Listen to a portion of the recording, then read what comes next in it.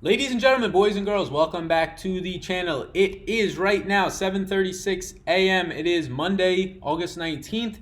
So probably not sure when I'm going to get this video out, maybe tomorrow, maybe sometime this week. But now that 2 weeks of the preseason are over, and if you've been along the ride with me for the NFL preseason and maybe even some other sports, you know that it's been a pretty fun time. But we want to look ahead to the regular season, right? All the real pros, not the second and third and fourth stringers, although it's been fun to watch, right? It's not better than nothing, better than no football. I want to cover and do a first look for the first time at these salaries. Look, these salaries came out 2 weeks ago. I thought about doing a very early look then. I said, you know what? I don't want to do it. I'll wait for the midway point of the preseason. I'll analyze what happened, and then we have a better look at what's to come. We've seen some of the offenses right before week 3 of that preseason, which is a very important game, and obviously you get to see a half to even 3/4 of the starters, see what these offenses look like. So I'm going to do a first look now, an early first look, like 2 to 3 weeks before the season.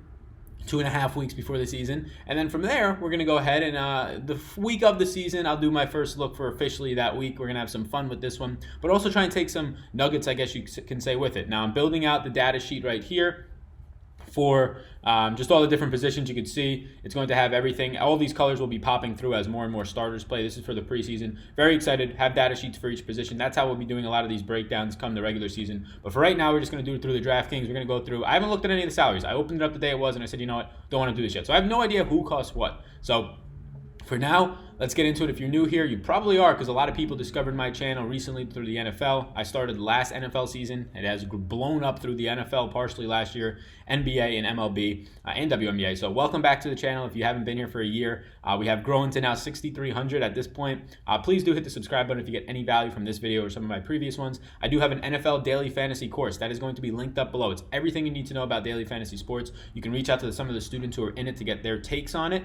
There's some testimonials on the page down below. There's also, I have an NFL Patreon exclusive content where I do some rankings, I do some articles, Patreon exclusive streams, preseason stuff depending on when you're watching this, free strategy guides, all that's linked below. Let's get into it. We're going to start with quarterbacks. I'll go through, give a quick 5-minute just take on what I'm thinking of the prices, and maybe we'll build out a very early lineup. And again, don't take this lineup and go, oh, I'm going to take this lineup and put it in my contest and I'm going to win it. No, you're not going to win it all. We're 2 weeks before the regular season even starts. We're doing this for fun, but I'm going to give you some information as we go through it.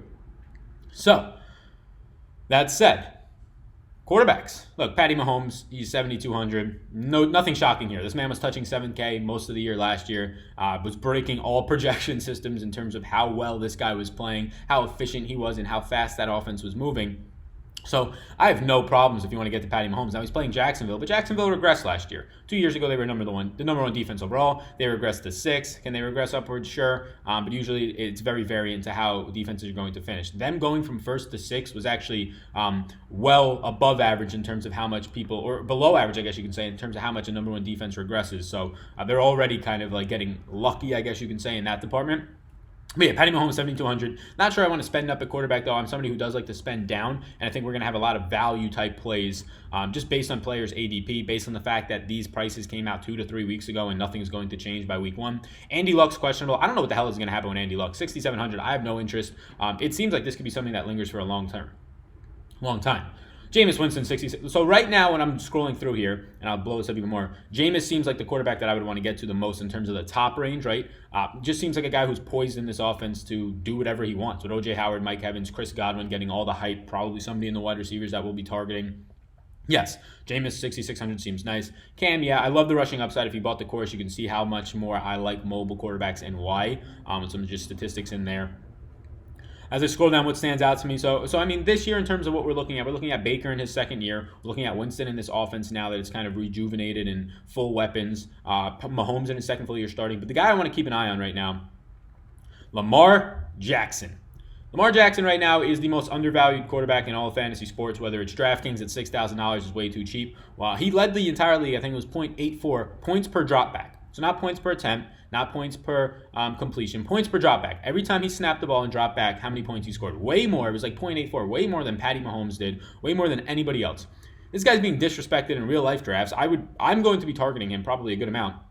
Just totally disrespected. And in fantasy at $6,000 flat, I mean, sure, you're at the point where can I get to Jameis for $600 more? It might be easy to, but $6,000 for Lamar Jackson, a guy who was killing it last year. I mean, look at the game logs from last year once he started taking over. These are real fantasy point performances that he had. I would take these all the time. Now, I don't think he's going to be rushing 15 to 20 times like he is here, but I think 12 is in the card. I think 12 to 15 rush attempts is in the card, depending on how they do this offense. And he had a whole offseason to rejuvenate, or not rejuvenate, but really work into this new offense that they had built now around him. Last year's offense was built around Joe Flacco, and 1 week they said, hey, Lamar, go run the show. That's not that fair for a young guy to kind of take over. So Lamar now has a whole offseason. I'm not too worried about his 12 pass attempts in the regular season and how those look. I'm not too worried. I want to look at what the offense looks like week 3 of the preseason, but then more so, I love the upside of him at only $6,000, who I think, in terms of overall fantasy production, is like a top 5 quarterback in fantasy football when you factor in that he's going to have probably an average of like 40-plus rushing yards a game. So, yes, Lamar Jackson at $6,000, way too dirt cheap. So Jameis in the top end stands out to me early on. We're just going to kind of skim over Mahomes. Obviously, he's a great play in any format if you want to get there, but I usually like to get to more expensive running backs and then pass catchers. So Baker in his second year, I'm expecting a big year out of Baker overall. He's looked good in the preseason right now, 64 fine, but Lamar at that price point of 6,000 stands out right away to me. Jimmy Garoppolo started last night. Did not look that great. Might be 100% physically, but did not look that good at all. Kind of rusty. Maybe has to pull some of that off. Wow, so a couple cheap guys down here. First one's I'm going to point out is Kyler Murray. So Kyler Murray, this offense doesn't look good through 2 preseason games. People are going to get all gun-ho about it. Kyler Murray has a real skill set. This offense is going to be probably the fastest-paced offense in the league by the end of the year. 5,600, you can jump on this early against Detroit, which should not be any scare to a running back or a wide receiver or a quarterback or any real position at all on that defensive end. Maybe wide receivers a little bit with Darius Slay, but not too concerned. So Murray getting all the hype right now. Yes, he obviously stands out at 5,600. He's a rookie, though. Can he go out there and in the first week throw for 150 yards and then only rush for 40, and you're just sitting there with dead weight on your team at the quarterback spot? Yeah, you can, but he's also only $5,600, and it's not going to burn your lineup all that much. So I do like Murray. And again, I'm very high on the rushing upside quarterbacks. I like it when they're paired together, like a Cam Newton, like a Josh Allen even, who's right above Murray. If you're getting these mobile upsides, it's going to cancel out any negatives. If they're going to be rushing for 20-plus yards a game, which a Josh Allen potentially can, which Kyler Murray and Lamar Jackson and even Cam I expect to be right around, and Lamar Jackson and Murray probably well above that, they're going to cancel out any of their negatives in terms of the interception department. So, yes, I do like the mobile quarterback upside. The guy that I really like down in this range, if you're trying to just not punt the whole position, but Sam Darnold. Sam Darnold in the preseason right now has looked really good. So there's a couple things in the offseason. They were talking about how Darnold was trying to improve his velocity and overall his deep ball, and just velocity and accuracy, right, to kind of thread the needle, and that helps with your accuracy. Darnold apparently did, and the coaches after week 1 of camp, the Jets camp, seemed like a hype train, just saying, oh, Darnold's way more than Gase expected or any of the other coaches. Well, came out in the first 2 preseason games, and he's looked very good so far. Has looked composed, has looked kind of like the guy they thought they were drafting when they drafted him. And now, I mean, he's a young guy. Let him form into it. This is his second year in the league, and I'm kind of excited for Sam Darnold at 5,100 against a Buffalo team that yeah, they have a decent cornerback, but outside of that, I'm not too worried about this Buffalo defense. Last year was pretty good, but the fact that it's in New York in the Jets Stadium, or I guess New Jersey, helps a lot, in my opinion. Buffalo is one of the toughest environments to kind of go into. It's like a college stadium. So $5,100, if you're a guy who wants to get to... So, and also rushing upside. We should also point that out there. Very sneaky rushing upside for Sam Darnold. You see last year, tons of opportunities here where he went for, 20? 4 of his last 6 or 7 games of the year, he went for 20-plus rushing yards. So, yes, have interest in Sam Darnold. So for me at quarterback, my whole goal here is going to be find a guy who has upside at his price point. Because for the most part, outside of like a Patty Mahomes, and maybe you can argue a Winston in his offense, it's going to be a spot where I'd rather just pay to the mid-range or down below and just pay up for all the pass-catching running backs and all the elite targeted wide receivers and tight ends. So Sam Darnold right now, early on, seems like a play that I'm interested in. Outside of that, I do have interest in Kyler Murray and a Josh Allen for similar reasons as Lamar Jackson. Rushing upside, Josh Allen has the arm as well, going up against the Jets, who decent borderline secondary. Jamal Adams out there, but nothing that scares me too much. And if you're going to go up to the top range, I do think the kind of range of Jameis, Newton, and Baker Mayfield stands out. I would rank it and order it, Jameis, Newton, and Baker in that order. Now, the end of the year, I'd probably want to have season-long Baker Mayfield the most, but Cam's offense is just rejuvenated, and we're going to get into that offense. So let's get to running backs. There's a lot of time spent on quarterbacks. We'll quickly go through. No news on what's happening with Zeke right now, so this is potentially, with Zeke and Gordon, going to open up so much value. I want to see. I haven't looked at any of this. Tony Pollard is $4,500, so let's just say this right now. And Giants defense last year was just abysmal. Everybody left. Landon Collins left. The entire team left. Tony Pollard has been great in preseason. Now, tomorrow, when I'm making this video, tomorrow, maybe Zeke signs, and then it's all done, right? You're going to go to Zeke. Zeke becomes a nice play. But right now, $4,500 Tony Pollard is going to be the most chalky player on the entire slate. I could almost guarantee that if Zeke is not playing. And there's situations where you eat chalk and you don't eat chalk. And when a guy's $4,500 at the running back position, you eat the chalk if he's running behind not the same Dallas line that was 2-3 years ago, but still a very good Dallas Cowboys line in an offense that has shown to give the ball to the running back in both the air and the backfield with Zeke, and he has shown to be a skilled player in preseason so far. So yes, $4,500 Tony Pollard if Zeke is not playing week 1, and I think he is fine not playing at least a few weeks if this is the way that this goes. And yes, you're a young running back, 24 years old. Go get your money. I'm all about the players getting paid. They're all relative to how much interest is in the sport, probably underpaid, especially the running back position, the amount of brutal beatings they take. So yeah, don't play. Give me the $4,500 Tony Pollard.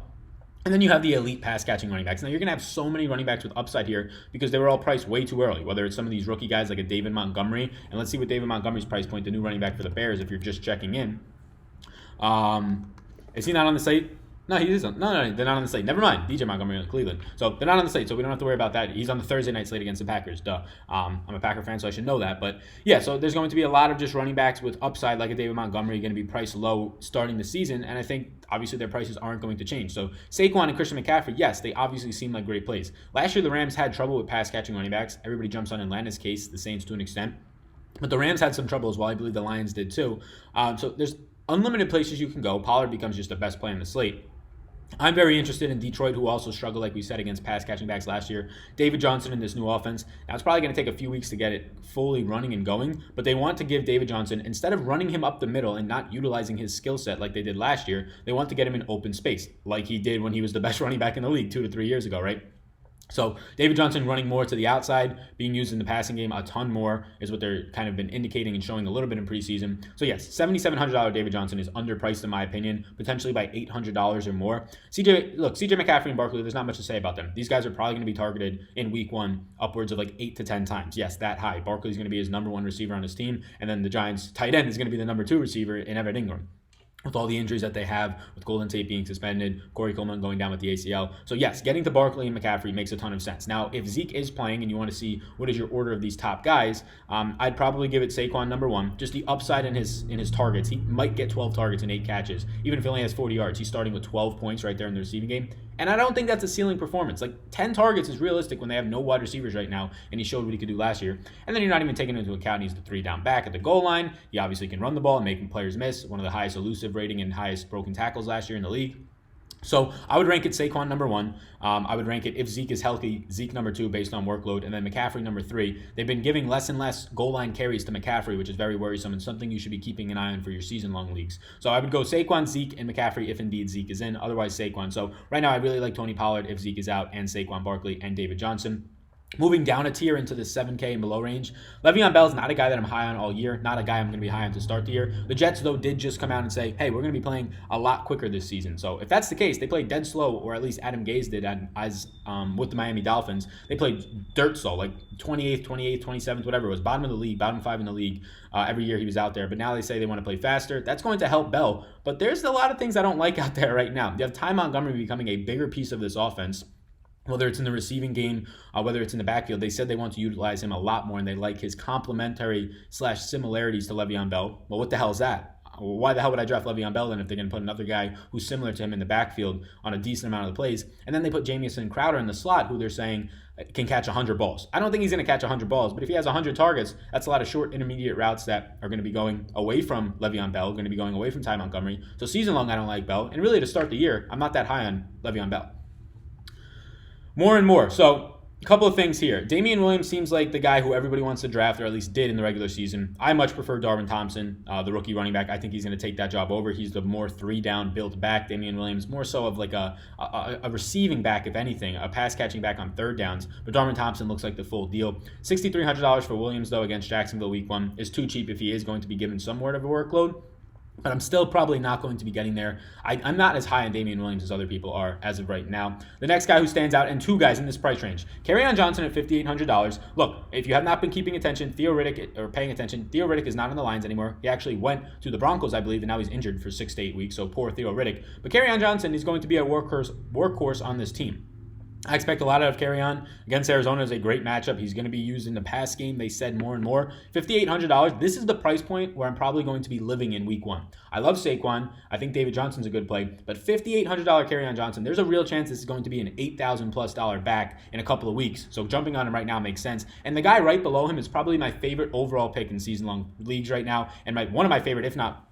I mean, you have so much value with Zeke going to be out potentially. But Chris Carson, $5,700. He's going to be a 3-down back. They said now that Mike Davis is in Chicago that he's going to catch the ball way more this year. And if that's the case, he already was tops in the leagues in terms of like top 5, top 6, I believe, in the league in rushes per game last year in the 20s. And now you're going to be going into an offense that threw the ball to their running back, targeted the running back 25% of the time very sneakily last year. And Chris Carson is going to be catching more balls. Yes, sign me up for $5,700 Chris Carson, who potentially in week 1 will have 25 touches or opportunities. That is fantastic. That is dirt cheap.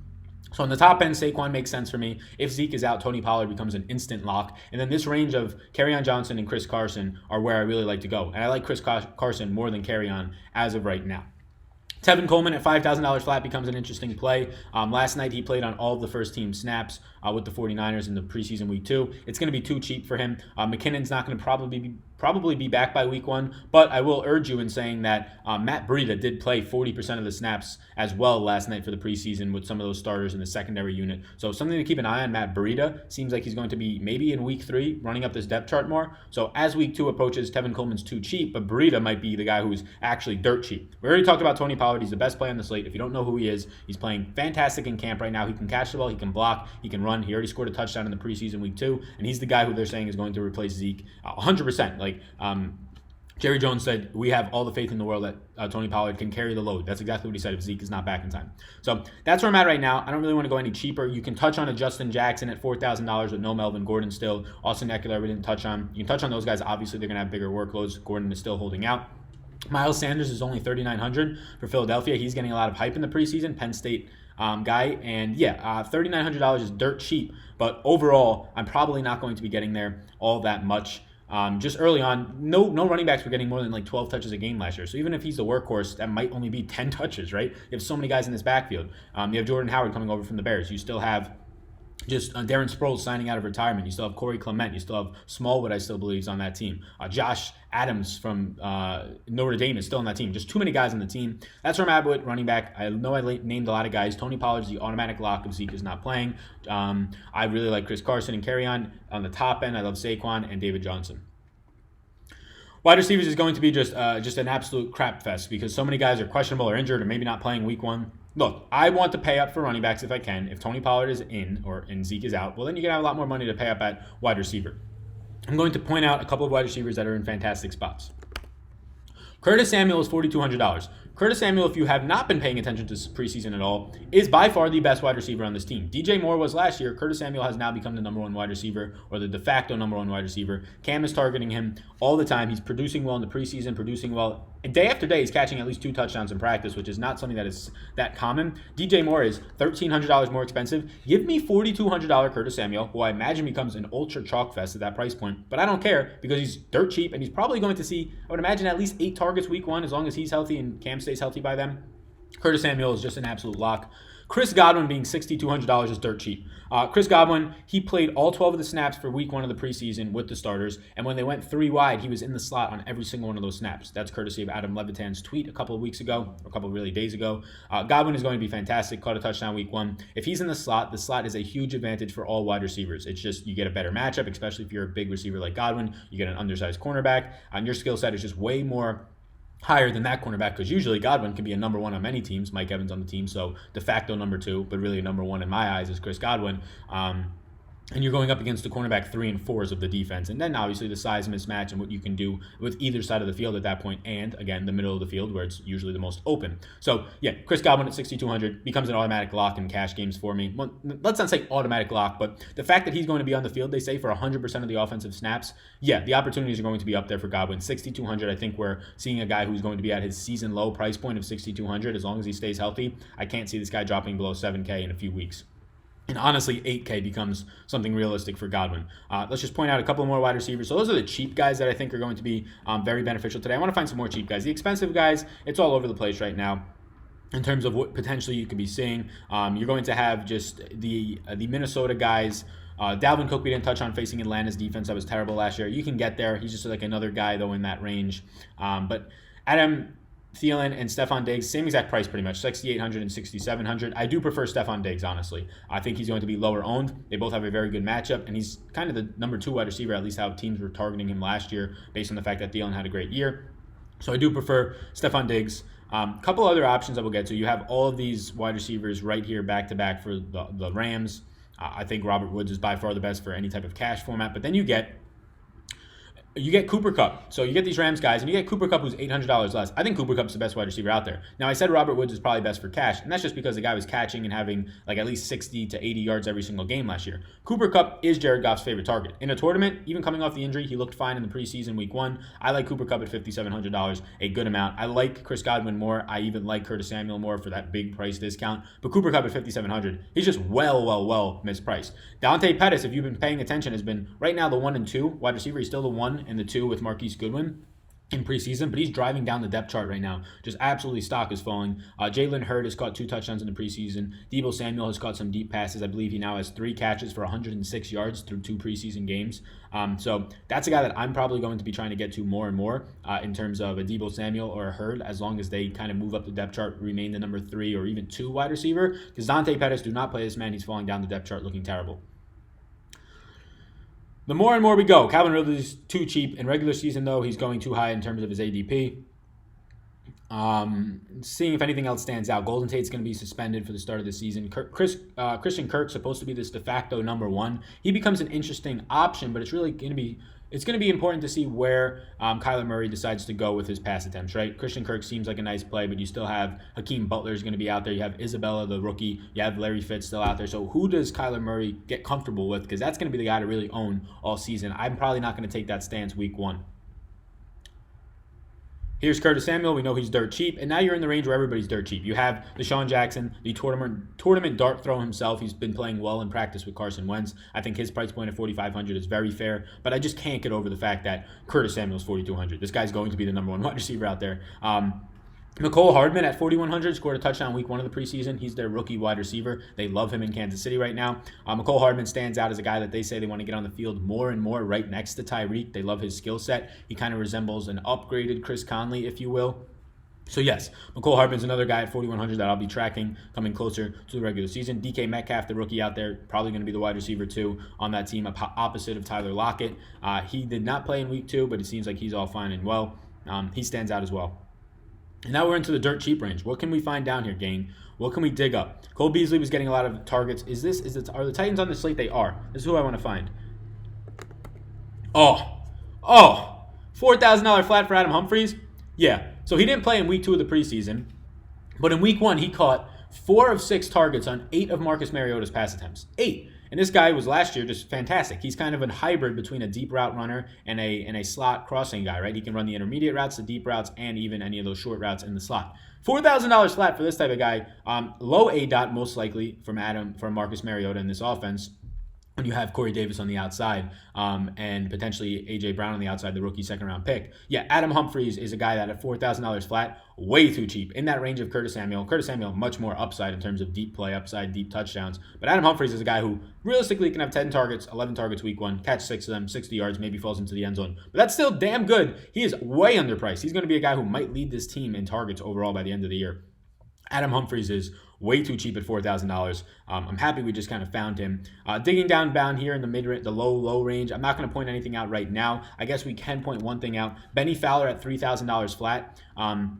It's probably going to be Eli Manning who starts the season, but Benny Fowler has caught a touchdown in each of his first preseason games. Daniel Jones loves this kid, but Eli threw him a touchdown last week. So you have right now Corey Coleman torn ACL, Sterling Shepard uncertain, probably doubtful for week 1, Golden Tate injured or suspended for week 1 and 2 and whatever it is. So Saquon Barkley and Evan Ingram, running back and tight end, are going to be the leading receivers. Guys on the outside in this game, Benny Fowler, and that's pretty much it. I think you have, and let's actually go to this team. So Benny Fowler at $3,000 minimum price is a nice dart throw with actual upside. You have Benny Fowler and you're going to have Cody Lattimore. So Cody Lattimore has been a little bit more of Eli's favorite target in practice. Benny Fowler has been more so Daniel Jones's, but dirt cheap Benny Fowler at that point. I probably miss players, especially in the top range. Rashad Higgins is a guy who's having a really good preseason, but as long as you're going to be getting at 3,200, Rashad Higgins is having a great preseason. He's the wide receiver 2 on this team right now, but obviously you have Odell out there.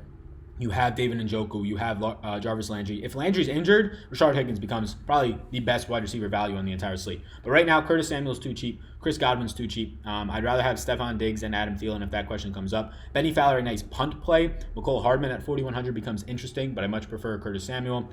Rashard Higgins, way too cheap. And out of all of the wide receivers, I prefer Robert Woods for cash in the Rams in Los Angeles. But for tournaments, definitely Cooper Kupp. Let's finish on tight ends. This video is becoming longer and longer, but let's just finish it up really quickly. So, the tight end position. Travis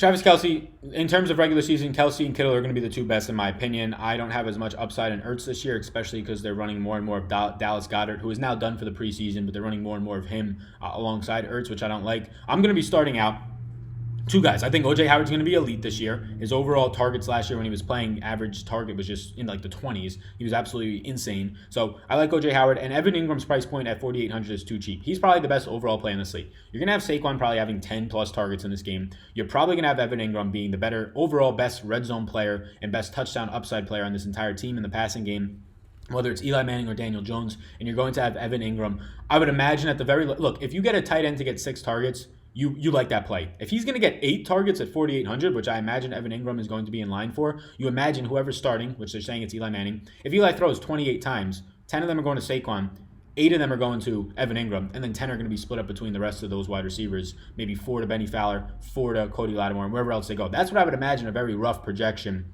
and that's if Eli only throws it 28 times. He could throw 35 times and then much more upside. So Evan Ingram at 4,800, based on the price point, based on the overall volume he's going to see, probably my favorite tight end. O.J. Howard right in that price point, right behind him. Cheaper plays. Delaney Walker just scored a touchdown his first game back in the preseason, week 2. He is $3,500 facing Cleveland, who stunk. Dead last in the league 2 years ago against tight ends. Stunk last year against tight end. Delaney Walker at $3,500. If you're already paying up for your wide receivers and your running backs, and you got a mid-range quarterback and you need a cheap tight end, I don't think it gets better than Delaney Walker at $3,500. I imagine Evan Ingram will garner some ownership, and then it's going to be Delaney Walker might be the most chalky guy at $3,500. Way too cheap of a price point. Not going to go too in detail with the tight ends, but I'm just letting you know. Delaney Walker is too cheap. $3,500, he's probably $2,000 to $3,000, $2,000 too cheap. And then Evan Ingram's too cheap based on all the news that has now come out. You can take advantage of that news because since Evan Ingram was priced, Sterling Shepard got injured. Golden Tate's suspension was upheld and Corey Coleman went down. So 3 more pass catchers. I imagine if those guys were out when they priced Evan Ingram, he'd be in the 5K range. So Evan Ingram and Delaney Walker are the guys that stand out. This is an early look after 2 weeks of the preseason. Check out my daily fantasy course, link down below. Follow me on Twitter @SalvatierDFS. Let me know in the comments, what do you think of this video? I'll do some more before the season starts potentially. So my name's Sal. You already know that. Hit down below for Patreon exclusive content. Hit the like button, the subscribe button. Peace out, gang.